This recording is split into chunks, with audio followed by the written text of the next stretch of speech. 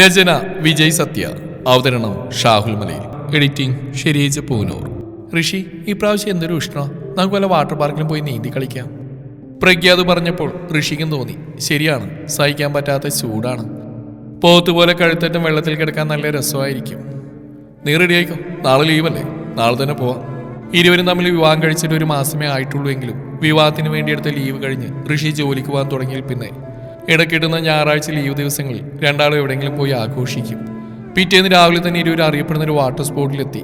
ഋഷി പറഞ്ഞ പോലെ കഴുത്തറ്റം വെള്ളത്തിൽ ഇരുന്നും കിടന്നും ഇരുവരും ആ കുളിർ ജലത്തിന്റെ നൈർമല്യം ആവോളം ആസ്വദിച്ച് സമയം കളഞ്ഞു. ഋഷി, ഇനി കുറച്ച് അമ്യൂസ്മെന്റ് എക്യുപ്മെന്റ് ഉപയോഗിക്കാം. ആളുകളെ കൊണ്ട് വട്ടത്തിൽ കറങ്ങുന്നതും മേലോട്ട് തിരിയുന്നതും താഴോട്ട് വീഴുന്നതും വളയുന്നതും പുളയുന്നതുമായ പലതിലും കയറിയിറങ്ങി ഇരുവരും ആ പകല് ശരിക്കും എൻജോയ് ചെയ്തു. വൈകിട്ടായപ്പോൾ വീട്ടിലേക്ക് പുറപ്പെട്ടു. ഇടയ്ക്ക് റോഡരിയിൽ കണ്ട തട്ടുകടയിൽ നിന്ന് ദോശയും ചട്നിയും കഴിച്ച ശേഷം വീണ്ടും യാത്ര തുടരുകയായിരുന്നു. അപ്പോഴാണ് പ്രഗ്യയ്ക്ക് എന്തോ അസ്വസ്ഥത അനുഭവപ്പെട്ടത്. ഋഷി, ഒന്ന് വണ്ടി നിർത്തുമോ? എന്തുപറ്റി പ്രഗ്യ? ഋഷി പെട്ടെന്ന് വണ്ടി റോഡരികിൽ നിർത്തി. അവൻ നോക്കുമ്പോഴേക്ക് അവൾ ചാടിയിറങ്ങി വോമിറ്റ് ചെയ്യാൻ ശ്രമിച്ചു. ഋഷി പെട്ടെന്ന് അവിടെ സമീപിച്ചെന്ന് അവിടെ കൈ പിടിച്ച് നിർത്തി. എന്തുപറ്റി? ഛർദ്ദിക്കാൻ തോന്നുന്നുണ്ടോ? ആ ഋഷി, എന്താണെന്നറിയില്ല, എന്തൊരു വല്ലായിക. വാ, നമുക്ക് ഹോസ്പിറ്റലിൽ പോവാം. അവൻ അവളെ പിടിച്ച് കാറിൽ കയറ്റി ഇരുത്തി. കാറ് മുന്നോട്ടെടുത്തു. അവൻ അവളെ നോക്കി. പെട്ടെന്ന് ഇത് എന്തുപറ്റി ഇവൾക്ക്? എന്താണ് ശരിക്കും? അവൾക്ക് അത്ര വലിയ ആവശ്യതയൊന്നുമില്ല, എങ്കിലും ചെറിയൊരു മനം പുരട്ടൽ. അവളൊന്നും പറഞ്ഞില്ല. ഋഷി അവളെയും കൂടെ ഒരു ഹോസ്പിറ്റലിലേക്ക് എത്തി. ക്യാഷ്വാലിറ്റിയിലെത്തി കാര്യം പറഞ്ഞപ്പോൾ അവിടെ ഉണ്ടായിരുന്ന ഡ്യൂട്ടി ഡോക്ടർ പരിശോധിച്ചു. ഗൈനക്കോളജിസ്റ്റ് ഒന്ന് നോക്കണം, ഡോക്ടർ പറഞ്ഞു. സർ, എന്താണ് പ്രശ്നം? ഋഷി ആകാംക്ഷയോടുകൂടി ചോദിച്ചു. കുഴപ്പമൊന്നുമില്ല, ഒരു ടെസ്റ്റ് നടത്തി നോക്കട്ടെ. ലേഡിയായ ഗൈനക്കോളജിസ്റ്റ് ഡോക്ടർ അവളെ പരിശോധിച്ചു. ഇരുവരും രക്തം നൽകാൻ ലാബിലെത്തി.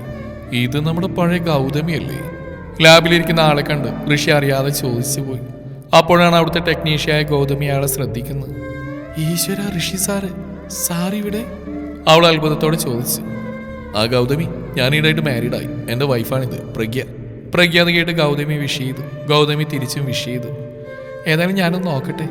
സർ, മിസ് ഗർഭിണിയാണ്. പ്രഗ്യയുടെ ബ്ലഡ് ടെസ്റ്റ് ചെയ്ത് റിസൾട്ട് നോക്കിയ ഗൗതമി പറഞ്ഞു. പ്രഗ്യ ഗർഭിണിയാണെന്ന് അറിഞ്ഞപ്പോൾ ഋഷിയുടെ മുഖം വാടി. പക്ഷേ പ്രഗ്യയുടെ മുഖം സന്തോഷം കൊണ്ട് വിടർന്നു. ഋഷിയെ മൂഡൌട്ടായി കണ്ടപ്പോൾ പ്രഗ്യ ചോദിച്ചു, എന്തോ ഒരു മ്ലാനത? എന്തോ ഒരു ഉപാധികൾ ഉണ്ടായിരുന്നു. തത്തയ്ക്ക് പറഞ്ഞിരുന്ന പോലെ എല്ലാം പറഞ്ഞു തന്നിട്ടില്ലേ, കേട്ടില്ലല്ലോ? പ്രഗ്യ അവൻ പറഞ്ഞിട്ട് ചിരിച്ചു. എനിക്ക് നിന്നെ ചേർന്നല്ല ഉറങ്ങാൻ പറ്റില്ലെന്ന് അറിയാമല്ലോ. അതിന് ഗുണം കണ്ടല്ലോ. ആ, അനുഭവിക്കും. എന്തനുഭവിക്കാൻ? ഞാൻ പ്രസവിക്കും, അവൾ ധൈര്യത്തോടെ പറഞ്ഞു. തുടർ ചികിത്സയ്ക്കായി ഇവിടെ തന്നെ വരണമെന്ന് ഗൈനക്കോളജി ഡോക്ടർ നിർദ്ദേശിച്ചു. എല്ലാം കഴിഞ്ഞ് ഹോസ്പിറ്റലിൽ നിന്നും പോരാൻ നേരം ഋഷി പെട്ടെന്ന് തനിച്ച് ഒന്നുകൂടെ ടെക്നീഷ്യയായ ഗൗതമിയെ കാണാൻ പോയി. എന്താ ടെക്നീഷ്യ കണ്ടപ്പോൾ തൊട്ടൊരടക്കം? വീട്ടിലേക്ക് വാഹനം ഓടിച്ചു പോകുമ്പോൾ ഋഷിയോട് പ്രഗ്യ അല്പം നീരസത്തിൽ ചോദിച്ചു. അതൊരു കഥയാണ് മോളെ, ഒരു കഥ. എന്താ ഇപ്പം ഇത്ര വലിയ കഥ? ലവ് ആണോ? ഏയ്, ലവ് ഒന്നുമില്ല, ഒരു ജീവജാതാവിൻ്റെ കഥ. ഋഷി മനസ്സിലാവുന്ന ഭാഷയിൽ പറ. ആ, പറയാം. ഋഷി ആ പഴയ കഥ പറഞ്ഞു തുടങ്ങി. എടി ഗൗതമി കൊച്ചേ, നീ ഉച്ചക്കത്തെ ഭക്ഷണം ഉണ്ടാക്കുന്ന തിരക്കിലാണല്ലേ? ഞാൻ എൻ്റെ സുഹൃത്തിൻ്റെ വീട്ടിലെ കല്യാണത്തിന് പോവാ. ഋഷിമോൻ ഉടനാൾ ബ്രേക്ക്ഫാസ്റ്റ് എടുത്ത് കൊടുക്കണം. ചേട്ടൻ കുഴമ്പ് പുരട്ടി വ്യായാമം ചെയ്യുക. കുളിക്കാനുള്ള ചൂടുവെള്ളം പാകം നോക്കി ബാത്റൂമിൽ എടുത്തു വെക്കാൻ മറക്കല്ലേ. ഞാൻ പോവാ. ആ, പിന്നെ ആ ഫ്രിഡ്ജ് അതിൻ്റെ അകത്തേക്കൊന്ന് ക്ലീൻ ചെയ്യാനുണ്ട്.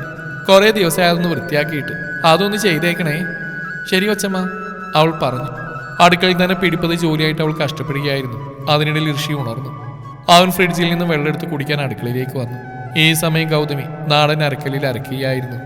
മിക്സിയിലോ ഗ്രൈൻഡറിലോ അരയ്ക്കാൻ പാടില്ല, കറിക്ക് രുചിയുണ്ടാവില്ല. അതാണ് അരകളിൽ തന്നെ അവൾ അരക്കുന്നത്. എടി ഗൗതമി, ഇച്ചിരി വെള്ളം തന്നേ. അവൻ നോക്കിയപ്പോൾ അവളുടെ കയ്യിലാകെ കറിക്ക് അരച്ചുകൊണ്ടിരുന്നതിനാൽ കറിക്കോപ്പ് പുരണ്ടിരിക്കുന്നു. വേണ്ടേ, ഞാൻ എടുത്തോളാം.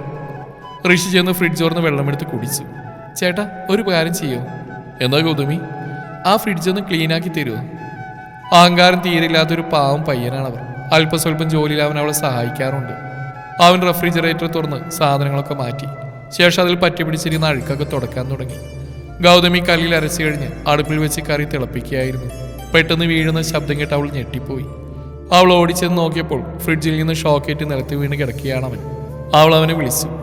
അയ്യോ, അനക്കമില്ലല്ലോ. അവൾ അവനെ നെഞ്ചിൽ ചെവി ചേർത്തു. ഹൃദയമിടിപ്പുണ്ട്, പക്ഷേ ബോധമില്ല. ഉടനെ അവൾ ചുണ്ടവൻ്റെ ചുണ്ടോട് ചേർത്ത് CPR കൊടുത്തു. കുറെ പ്രാവശ്യം അങ്ങനെ ചെയ്തപ്പോൾ അവൻ സ്വയം ശ്വാസമെടുത്ത് ശ്വസിക്കാൻ തുടങ്ങി. പതിയെ ബോധവും തെളിഞ്ഞു. അവൻ ചാടി എണീറ്റു. സോറി, ഞാൻ സ്വിച്ച് ഓഫ് ചെയ്തില്ല, മറന്നുപോയി. ശരിക്കും എൻ്റെ ബോധം പോയിട്ടുണ്ടായിരുന്നു അല്ലേ? ഗൗതമി എന്നെ രക്ഷിച്ച്. Thanks Gautami. It's all right sir. ആടെ ഗൗതമി, എവിടുന്ന് നീ CPR ഒക്കെ പഠിച്ച്? ഞാനിവിടുത്തെ ജോലിക്ക് ശേഷം ഈവനിങ് ക്ലാസ് നഴ്സിങ്ങിന് പഠിക്കാൻ പോകുന്നുണ്ട്. ആണോ? Very good. ഗൗതമിയാണെങ്കിൽ ഭയന്നിരിക്കുകയാണ്. കൊച്ചമ്മറിഞ്ഞാൽ കൊല്ലും. താൻ ഋഷി സാറിനെ കൊണ്ട് ജോലി ചെയ്യിപ്പിച്ചു എന്ന കാര്യം കേട്ടാൽ അവർക്ക് കലിയിളകും. തന്നെ ജോലിയിൽ നിന്ന് പിരിച്ചുവിടും. നഴ്സിംഗ് സ്റ്റുഡൻ്റായ തനിക്ക് പിന്നെ പഠനം പൂർത്തീകരിക്കാൻ പറ്റില്ല. ഋഷി സാറേ, ഈ കാര്യം കൊച്ചമ്മയോട് പറയില്ലേ? ഏയ്, എന്തിന്? ഞാൻ പറയില്ല. അവനവൾക്ക് വാക്കുകൊടുത്തു. അത്രയും പറഞ്ഞ് ഋഷി കഥ പറച്ചിലവിടെ നിർത്തി. എന്നിട്ട് പ്രഗ്യയോട് പറഞ്ഞു, അതാണ് സംഭവം കേട്ടോ പ്രഗ്യ. കുറേ കാലം ഞങ്ങളുടെ വീട്ടിലെ വേലക്കാരിയെന്ന ആ ഗൗതമി. ആണല്ലേ? പാവം, എന്ന് നല്ല സ്വഭാവം. അങ്ങനെ ദിവസങ്ങളും മാസങ്ങളും കഴിഞ്ഞു. പിന്നീട് പല പ്രാവശ്യം ഹോസ്പിറ്റലിൽ ചെന്ന് ഡോക്ടറെ കണ്ട് ചെക്കപ്പ് നടത്തി. അതിനിടയിൽ ഗൗതമിയും പ്രഗ്യയും നല്ല കൂട്ടുകാരായി മാറി. മാസം തികഞ്ഞപ്പോൾ പ്രഗ്യ നോർമലായ ഒരു പെൺകുഞ്ഞിനെ പ്രസവിച്ചു. ഋഷി, എൻ്റെ 25 വയസ്സുള്ള ഈ പ്രായത്തിൽ തന്നെ പ്രസവിച്ചുകൊണ്ടുള്ള ഗുണം എന്താണെന്നറിയോ? എന്താ? കുട്ടികൾ വേണ്ടാന്നൊക്കെ പറഞ്ഞിട്ട് വൈകിട്ട് പ്രസവിക്കാൻ ശ്രമിച്ചിരുന്നെങ്കിൽ ഒരുപക്ഷെ ഇത് സിസേറിനാവുമായിരുന്നു. അതൊക്കെ പോട്ടെ, അത് ചോദിക്കണമെന്ന് വിചാരിച്ചു. പിന്നെ കരുതി പ്രസവമൊക്കെ കഴിയട്ടെ എന്ന് ചോദിക്കാമെന്ന്.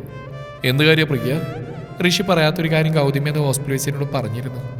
ഋഷി സാർ വീട്ടിൽ നിന്ന് തനിക്ക് കിട്ടുന്ന പോക്കറ്റ് മണിയും കൂടാതെ പല ആവശ്യങ്ങൾ പറഞ്ഞ അച്ഛനും അമ്മയോടും വാങ്ങിക്കുന്ന പണമൊക്കെ ചേർത്താണ് അവൾ നഴ്സിംഗ് പഠനത്തിലുള്ള ഫീസ് റെഡിയായി കൊടുത്തിരുന്നത് എന്ന കാര്യം.